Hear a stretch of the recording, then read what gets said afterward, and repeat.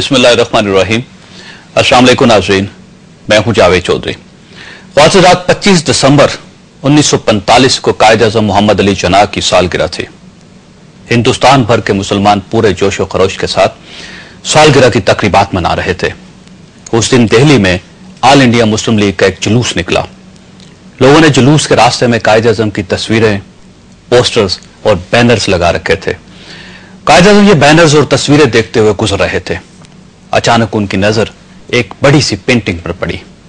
कायद-ए-आज़म के किसी चाहने वाले ने कायद-ए-आज़म की तस्वीर बनाई, उस तस्वीर के सर पर सोने का ताज बनाया, कायद-ए-आज़म को शाही लिबास पहनाया और इस तस्वीर के नीचे लिख दिया शहनशाह पाकिस्तान। कायद-ए-आज़म ने अपना काफिला रुकवाया, तस्वीर बनवाने वाले को करीब बुलवाया और उससे कहा कि हम एक जमहूरी मुल्क बना रहे हैं। पाकिस्तान में किसी बादशाह, किसी शहनशाह और किसी शहजादे की गुंजाइश नहीं। पाकिस्तान का ताज कानून होगा, पाकिस्तान का तख्त आइन होगा और पाकिस्तान का लिबास जमहूरियत होगी। अगर आपको मुझसे मोहब्बत है तो मेहरबानी फरमाकर आइंदा इस किस्म की कोई हरकत न कीजिएगा। रात कल 25 दिसंबर है। हम लोग हर 25 दिसंबर को कायद-ए-आज़म मोहम्मद अली जिन्नाह का यौम विलादत मनाते हैं। आज जब भारत पाकिस्तान पर यलगार के मंसूबे बना रहा है, भारतीय हुकूमत ने फौज को रेड अलर्ट कर दिया है और पाकिस्तान में मौजूद सफीरों का ख्याल है कि अगर पाकिस्तान ने भारत के मुतालबात तस्लीम न किए तो वो किसी भी वक्त पाकिस्तान पर सर्जिकल स्ट्राइक शुरू कर सकता है। आज अब इंटरनेशनल राय का कहना है कि भारत के मुख्तलिफ शहरों में 30 के करीब दहशतगर्द रुपोश हैं। ये दहशतगर्द किसी भी वक्त कार्रवाई कर सकते हैं और भारत इस कार्रवाई के फौरन बाद पाकिस्तान पर हमला कर देगा और यह हमला न्यूक्लियर वार की शक्ल भी अख्तियार कर सकता है। तो इन हालात में आज कायद-ए-आज़म मोहम्मद अली जिन्नाह बहुत याद आ रहे हैं और हम लोग ये सोचने पर मजबूर हैं कि अगर पाकिस्तान को कायद-ए-आज़म के खतूत पर चलाया गया होता तो आज कभी ऐसे हालात पैदा न होते। हम आज बैनुल-अक़वामी ताकतों की चरागाह या मैदान जंग न बनते। यहां पर यह सवाल पैदा होता है नाज़रीन कि कायद-ए-आज़म किस किस्म का पाकिस्तान चाहते थे। हज़रात, कायद-ए-आज़म के तसव्वुर पाकिस्तान को जानने के लिए हमें पाकिस्तान की पहली काबीना के 30 इजलास पर नजर डालना होगी। काबीना के इजलास से कबल एडीसी ने कायद-ए-आज़म से पूछा, सर इजलास में चाय सर्व की जाए या कॉफी? कायद-ए-आज़म ने सख्त लहजे में पूछा, क्या वुज़रा घरों से चाय कॉफी पीकर नहीं आएंगे? एडीसी ने फौरन इंकार में सर हिला दिया। आपने फरमाया, जिस वजीर ने चाय या कॉफी पीनी हो वो घर से पी कर आए या फिर वापस घर जाकर पिए। कौम का पैसा कौम के लिए है, वजीरों के लिए नहीं। गवर्नर जनरल हाउस के लिए 38.5 रुपए का सामान खरीदा गया। कायद-ए-आज़म ने हिसाब मंगवाया। कुछ चीजें मोहतरमा फातिमा जिन्नाह ने मंगवाई थी। हुक्म दिया ये पैसे उनके अकाउंट से काट लिए जाएं। 2-3 चीजें कायद-ए-आज़म के जाती इस्तेमाल के लिए लाई गई थी। फरमाया ये पैसे मेरे अकाउंट से ले लिए जाएं। बाकी चीजें गवर्नर जनरल हाउस के लिए थी। फरमाया ठीक है, ये रकम सरकारी खजाने से अदा कर दी जाए, लेकिन आइंदा एहतियात की जाए। 1948 में बरतानवी शाह का भाई पाकिस्तान के दौरे पर आ रहा था। बरतानवी सफीर ने कायद-ए-आज़म से दरख्वास्त की कि आप शहजादे को वेलकम कहने के लिए एयरपोर्ट पर तशरीफ ले जाएं तो आपका बहुत बहुत शुक्रिया होगा। कायद-ए-आज़म ने हंसकर कहा, मैं तैयार हूं, लेकिन जब मेरा भाई लंदन जाएगा तो फिर ब्रिटिश किंग को उसके इस्तकबाल के लिए एयरपोर्ट आना पड़ेगा। अगर आप लोग तैयार हैं तो मैं एयरपोर्ट चला जाता हूं। एक रोज एडीसी ने एक विजिटिंग कार्ड सामने रखा। आपने कार्ड फाड़ कर फेंक दिया और फरमाया, इसे कहो आइंदा मुझे शक्ल न दिखाए। नाज़रीन, ये विजिटर कायद-ए-आज़म मोहम्मद अली जिन्नाह का भाई था और उसका कसूर सिर्फ इतना था कि उसने अपने कार्ड पर नाम के नीचे brother of Quaid-e-Azam Mohammad Ali Jinnah governor general Pakistan लिखवा दिया था।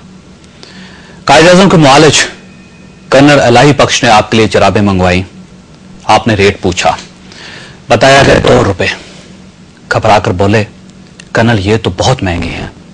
कर्नल साहब ने अर्ज किया कि सर ये आपके जाती अकाउंट से खरीदी गई हैं।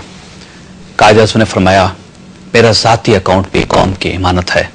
एक गरीब मुल्क के सरबराह को इतना अयाश नहीं होना चाहिए।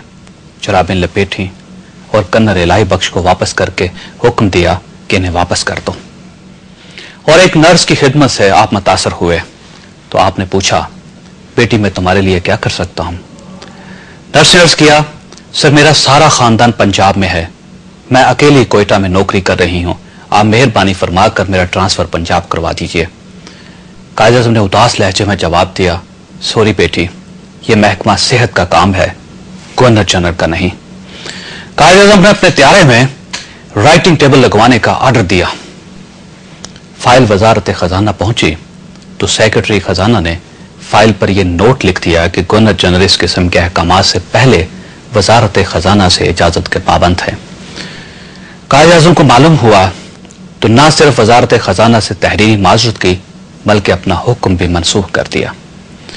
حضرات، ہم جب قائد اعظم کی زندگی کے یہ واقعات پڑھتے اور اس کے بعد آج کے پاکستان پر نظر ڈالتے ہیں تو یہ سوچنے پر مجبور ہو جاتے ہیں کہ آج اگر امریکہ، یورپ اور بھارت ہمیں دھمکیاں دے رہے ہیں تو اس کی صرف اور صرف ایک ہی وجہ ہے کہ ہم نے قائد اعظم کے اصولوں کی خلاف ورزی کی تھی۔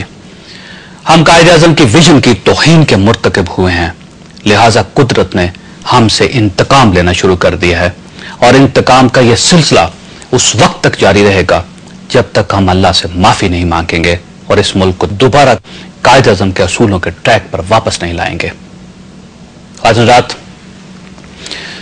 قائد اعظم کے پاکستان کی طرف خطرات تیزی سے بڑھ رہے ہیں، اور اب تو یورپ اور امریکہ نے بھی یہ کہنا شروع کر دیا ہے کہ بھارت جنگی تیاریاں کر رہا ہے۔ کیا جنگ ہوگی؟ اور اگر ہوگی تو اس کا کیا نتیجہ نکلے گا؟